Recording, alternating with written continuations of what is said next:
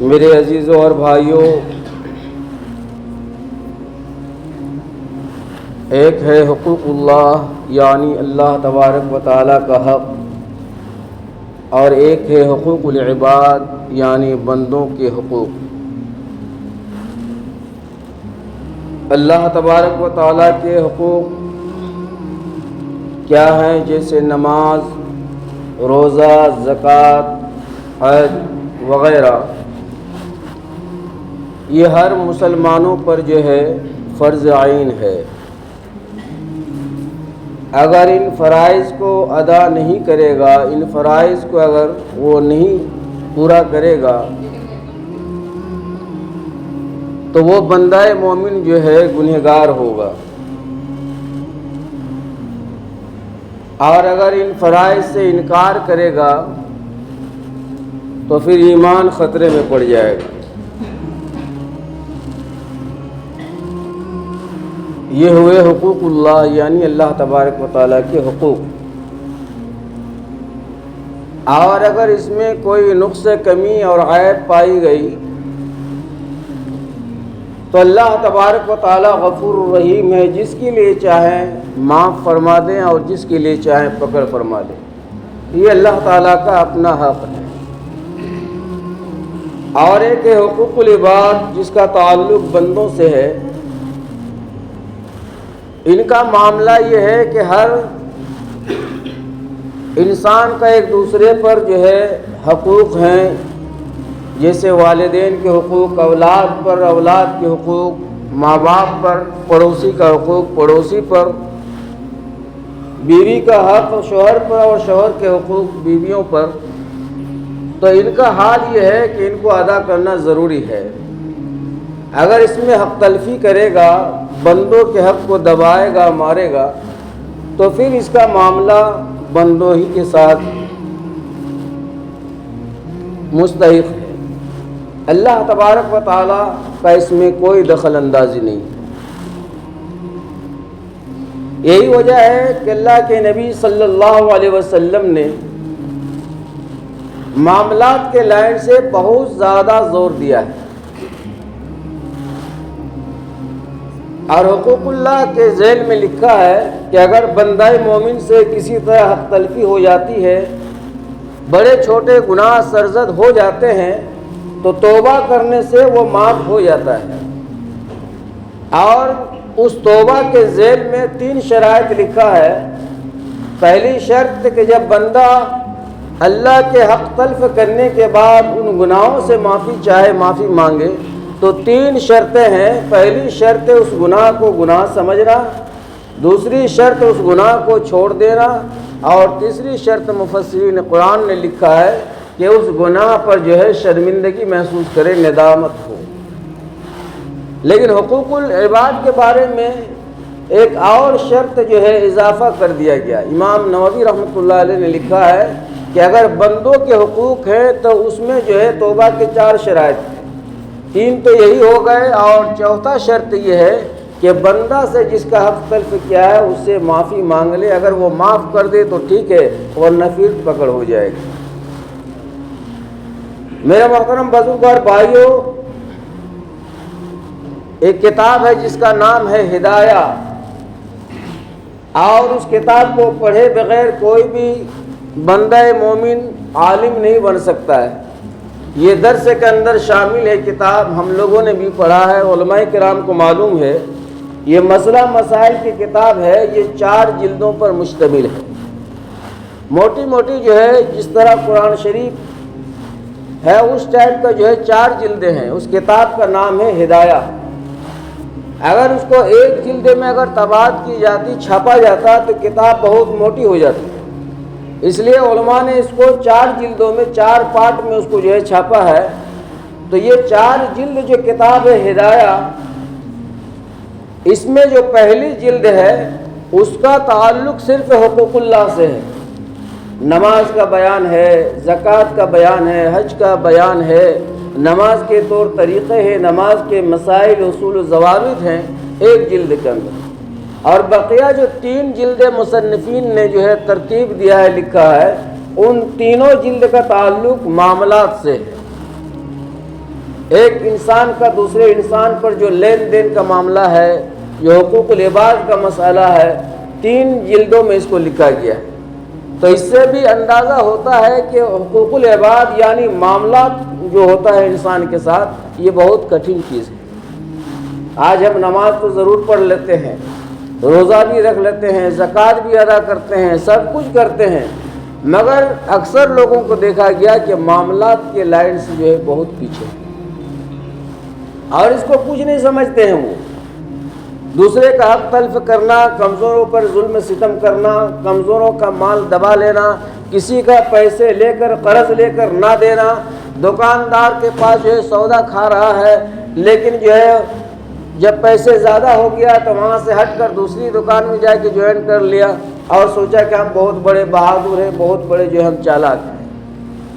اس میں دکاندار کا کوئی نقصان نہیں ہے، وہ آخرت میں ان کے اکاؤنٹ میں جمع ہو گیا، نقصان ہم اپنے جو ہے خسارے میں ہم پڑے ہوئے۔ تو معاملات میں ہم لوگ جو ہے بہت پیچھے ہیں۔ آدمی جھوٹ کو کچھ نہیں سمجھتا ہے، معمولی چیز پر اپنے دنیاوی ضروریات پوری کرنے کے لیے، کام بنانے کے لیے یا 2 پیسے قرض لینے کے لیے وہ جو ہے کسی کو چھوڑتا نہیں، اللہ رسول قرآن حدیث کچھ نہیں چھوڑتا ہے، وہ قسم کھا کر کسی طرح کام بنا لیتا ہے، لیکن جب دینے کی باری آتی ہے تو پھر جو ہے 1000 طرح کے بہانے، یہاں تک کہ جھگڑے کی نوبت آ جاتی ہے۔ اور ہم جو ہے نماز پڑھ رہے ہیں، روزہ رکھ رہے ہیں، زکوٰۃ دے رہے ہیں، اور ہمارا معاملات صحیح نہیں ہے۔ تو شریعت نے معاملات کو جو ہے بہت اہمیت دیا ہے۔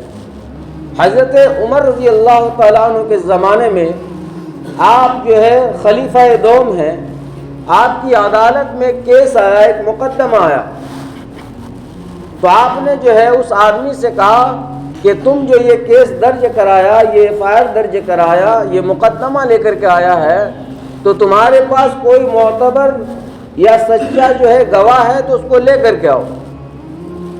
تو وہ شخص دوڑتا ہوا گیا اور ادھر ادھر تلاش کیا، تو ایک اچھا آدمی کو پکڑ کے لایا گواہی دینے کے لیے۔ حضرت عمر رضی اللہ تعالیٰ عنہ نے فرمایا کہ کیا تم اس آدمی کو جانتے ہو؟ کہا کہ حضور نہیں، اس کو تو نہیں جانتا ہوں۔ کہا تم نے اس کے ساتھ کبھی سفر کیا؟ کہا کہ نہیں، سفر بھی نہیں کیا۔ حضرت عمر رضی اللہ تعالیٰ عنہ نے فرمایا کہ کیا تم نے اس کے ساتھ کبھی معاملات کیا، لین دین کچھ کیا؟ کہا کہ نہیں، یہ بھی نہیں کیا۔ تو حضرت عمر رضی اللہ تعالیٰ عنہ نے فرمایا پھر تم جو ہے کس بنیاد پر اس کو پکڑ کے لائے؟ کیسے تم سمجھ گیا کہ یہ ایماندار ہے، امانت ہے، سچا گواہ دینے والا انسان ہے؟ کہا کہ امیر المومنین، میں نے دیکھا کہ مسجد میں یہ بیٹھ کر جو جھوم جھوم کر تلاوت کر رہے ہیں قرآن پاک۔ کہا کہ دیکھو قرآن پاک کی تلاوت، نماز، روزہ یہ بھی ضروری ہے، اپنی جگہ پر ہے، لیکن اس سے اس کی ایمانداری کی گواہی نہیں دی جا سکتی ہے۔ اصل چیز ہے معاملات۔ معاملات میں یہ کیسے انسان ہے تم کو اس کا علم نہیں ہے، لہذا ایسے آدمی لے کر کے آؤ جس کے ساتھ تم نے معاملات کیا ہو، لین دین کیا ہو۔ آج معاملات کو ہم لوگ کچھ نہیں سمجھتے ہیں، بہت ہلکے سے لیتے ہیں اس کو۔ میرے محترم بزرگ اور دوستو، قیامت کے روز جو ہے اللہ کے رسول صلی اللہ علیہ وسلم نے ارشاد فرمایا کہ اے لوگو، کیا تم جانتے ہو کہ قیامت کے دن سب سے بڑا مفلس اور غریب آدمی کون ہوگا؟ غریب مفلس کسے کہتے ہیں؟ جس کے پاس پیسے کوڑی نہ ہو، مشکل سے 2 وقت کی روٹی نصیب ہو جاتی ہو، بیچارہ کا ذریعہ معاش کوئی خاص نہ ہو، رہنے کے لیے معمولی ایک جھوپڑی ہو، پہننے کے لیے 1 جوڑا کپڑے ہوں، پھٹے پرانے کپڑے میں زندگی گزر بسر کرتا ہو، یہ غریب سمجھا جاتا ہے۔ اللہ کے رسول صلی اللہ علیہ وسلم نے ارشاد فرمایا کہ قیامت کے دن میری امت کا غریب آدمی وہ ہوگا جو پہاڑ کے برابر نیکیاں لے کر کے آئے گا، بے شمار نمازیں لے کر کے آئے گا، بے شمار روزے لے کر آئے گا، صدقہ اور انفاق فی سبیل اللہ لے کر آئے گا، مگر حال یہ ہے کہ کسی کو اس نے گالی دی ہوگی، کسی کے ساتھ جو ہے کمزوروں پر ظلم ستم کیا ہوگا، مار پیٹ کیا ہوگا، دشمنی، جلن، حسد، بغض، کینہ اس کے دل میں ہوگا، تو ایسے انسان کی نیکیاں جو ہے برباد اور ختم ہو جائے گی، اور وہ انسان میدان حشر میں جو ہے خالی ہاتھ کھڑا رہ جائے گا اور وہ جہنم کے مستحق ہو جائے گا۔ میرے محترم بزرگ اور دوستو، معاملات میں ہمیں جو ہے کلیئر رہنا ہے۔ ہمارے بعض لوگ اس بات پر خوش ہوتے ہیں کہ ہم دکان پر گئے اور کچھ سامان خریدا اور دکاندار آپ کے اوپر اعتبار کرتا ہے، کچھ کہا سنا نہیں، آپ نے لیا ہاتھ بڑھا کر اور چل دیا، اور وہ دکاندار جو ہے آپ کے اوپر اعتماد کیا لکھا نہیں ہے، سینکڑوں اس کے کسٹمر ہیں، وہ لکھنے بھول گیا، مگر آپ کو یاد ہے کیونکہ لینے والے ایک ہے اور ان کے کسٹمر جو ہے بے شمار ہیں، بھول چوک ہو سکتی ہے ان سے، لیکن آپ کو معلوم ہے کہ فلاں دکاندار جو ہے ہم سے 200 روپیہ پائے گا، مگر خوشی کی بات یہ ہے کہ وہ دکاندار جو ہے بھول گیا ہے، اس کو یاد نہیں ہے۔ تو یہ ہے معاملات۔ اللہ کے نبی صلی اللہ علیہ وسلم جو ہے ایک مرتبہ گزر رہے تھے اور کچھ لوگ جو ہے گیہوں بیچ رہے تھے، بوری میں رکھ کر کے گیہوں بیچ رہے تھے، اور اس نے کہا کیا کہ گیہوں کو جو ہے پانی سے بھگا دیا۔ اناج کو پانی سے بھگا دینے سے اس کا وزن جو ہے بڑھ جاتا ہے، اور اوپر والا جو معاملہ ہے، اوپر والا جو گیہوں ہے وہ خشک ہے، سوکھا ہوا ہے۔ تو اللہ کے نبی صلی اللہ علیہ وسلم نے اس گیہوں کے بوری میں اپنے دستے مبارک کو، ہاتھ کو ڈالا، تو ہاتھ کے اندر جو ہے نمی آ گئی، تھوڑا سا تراوٹ اس میں آ گئی، پانی کا حصہ آ گیا۔ میرے نبی نے فرمایا یہ کیا ہے؟ اندر میں بھیگا ہوا ہے۔ تو اس شخص نے کہا کہ یا رسول اللہ صلی اللہ علیہ وسلم بارش ہوئی تھی، یہ بھیگ گئی۔ تو کہا کہ اس کو تم ظاہر کر کے کیوں نہیں رکھتے؟ اس کو ظاہر کر دو تاکہ کسٹمر کو، گراہک کو جو ہے پتہ چلے کہ یہ بھیگا ہوا گیہوں ہے۔ چھپا کر کے اس طرح مال مت بیچا کرو، اس لیے کہ یہ امانت میں خیانت ہے، اور جو شخص کسی مسلمان کو جو ہے دھوکہ دے گا، دھوکہ دھڑی دے گا، اس کو جو ہے مکر و فریب کے جال میں پھنسائے گا، تو اللہ کے رسول صلی اللہ علیہ وسلم فرماتے ہیں وہ ہم میں سے نہیں۔ آج جو ہے بہت ایسے معاملات ہیں بزرگ اور بھائی، نماز تو ہم پڑھتے ہیں، روزہ تو ہم رکھتے ہیں، سب کچھ کرتے ہیں، ماشاءاللہ شرعی لباس ہے، سب کچھ ہے، لیکن معاملات میں بعض لوگوں کو دیکھا جاتا ہے کہ وہ بہت جو ہے پیچھے، اور اس کو بہت ہلکے سے لیتے ہیں، کچھ نہیں سمجھتے۔ حضرت عمر رضی اللہ تعالیٰ عنہ ایک مرتبہ بستی سے باہر، مدینے سے باہر، ایک صحرا کے قریب، جنگل کے قریب جو ہے کھانا، 2-4 ساتھی ساتھ میں تھے، کھانا تناول فرما رہے۔ تو ایک چرواہا کو دیکھا کہ وہ بکری جو ہے ساتھ میں لے کر، بکری کا ریوڑ جو ہے پال لے کر جنگل کی طرف چرانے کے لیے جا رہا ہے۔ تو آپ رضی اللہ تعالیٰ عنہ نے فرمایا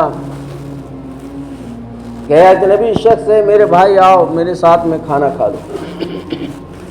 تو اس بندہ نے جواب دیا، اس چرواہے نے، بکری چرانے والے نے، کہ امیر المومنین میرا تو روزہ ہے، میں کھانا کیسے کھاؤں؟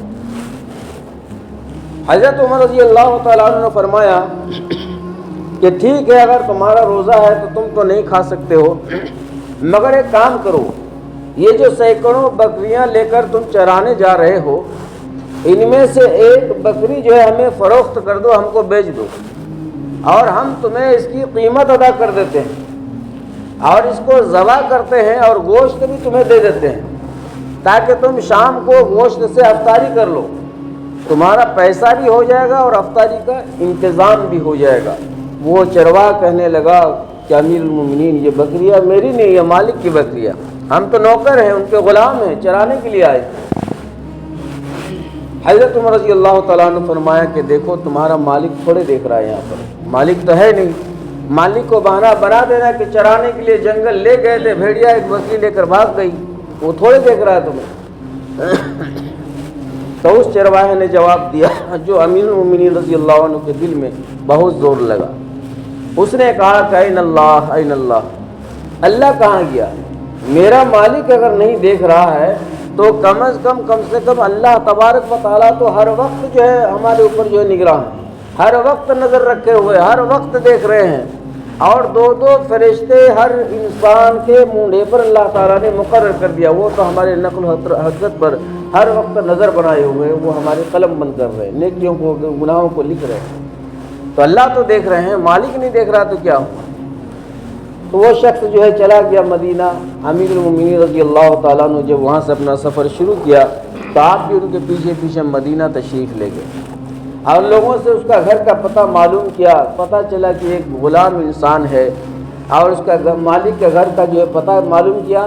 مالک سے کہا کہ تم جتنا بھی پیسہ چاہے لے لو مگر اس غلام کو آزاد کر دو، اور یہ جتنی بکریاں ہیں ان تمام بکریوں کو ہمارے ہاتھ فروخت کر دو۔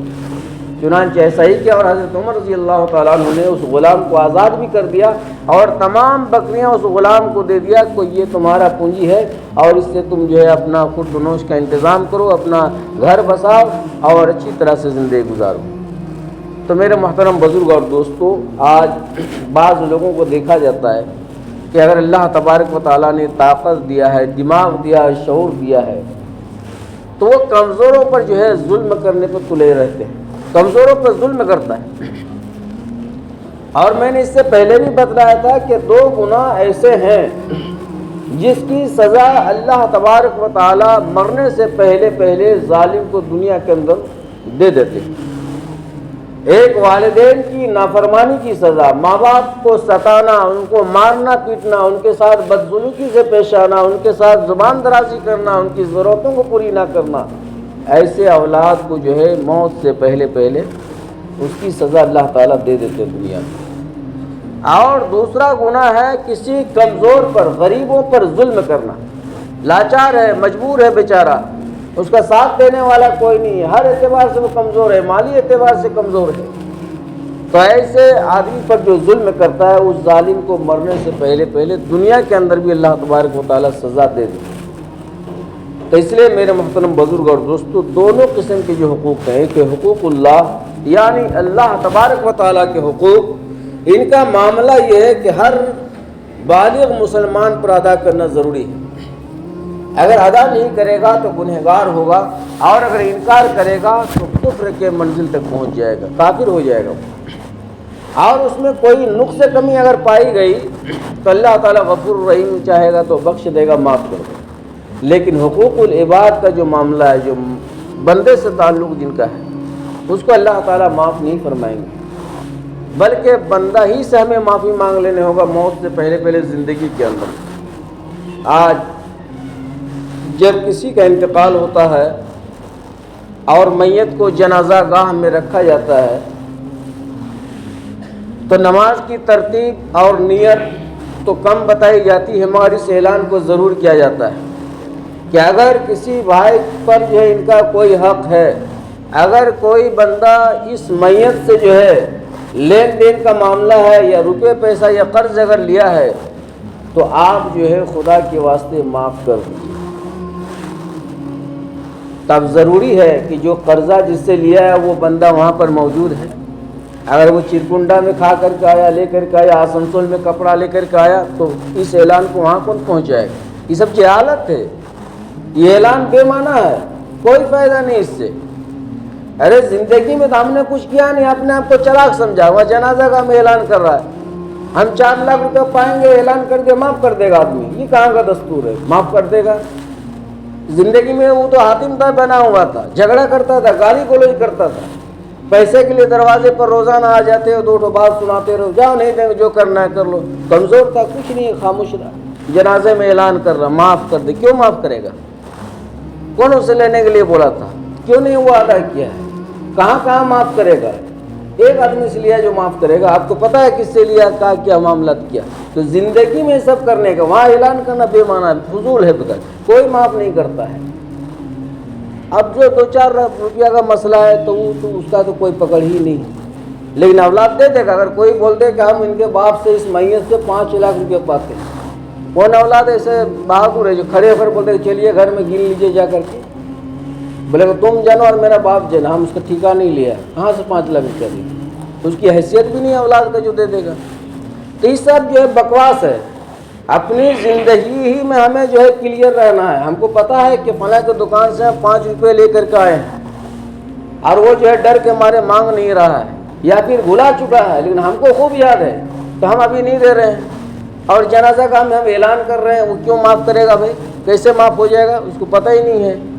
جس سے آپ نے 5 روپیہ لیا ہے اس کو یاد ہی نہیں، بھول گیا وہ، اور جو بولنے والا وہ مر گیا، اور اعلان تیسرا آدمی کر رہا ہے کہ بھائی اگر اس کے ذمے کسی کا قرض ہے تو معاف کر دیں، تو معاف کرے گا کون؟ اس کو تو پتہ ہی نہیں جس سے وہ لیا ہے، جس سے وہ کھایا۔ تو اس طرح کی جو ہے غلط فہمی میں زندگی ہم نہ گزاریں، بلکہ اللہ تبارک و تعالیٰ نے جو یہ زندگی دیا ہے اس میں ہم صحیح طریقے سے زندگی گزاریں، اور معاملات میں جو ہے ہم آگے رہیں۔